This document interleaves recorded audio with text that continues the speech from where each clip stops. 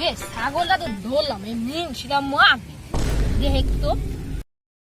এ বন্ধু রে তুই তো জানিস আমরা একটা পুরাই আকাই মা আমরা দেখি কিছু হইব জীবনে চল কোনো ধান্দা করা যাক চল তাহলে বর্ষায় একটা ধান্দা করি। কি ধান্দা করি মাঠে তো কত ছাগল লয়, একটা ছাগল চুরি করি।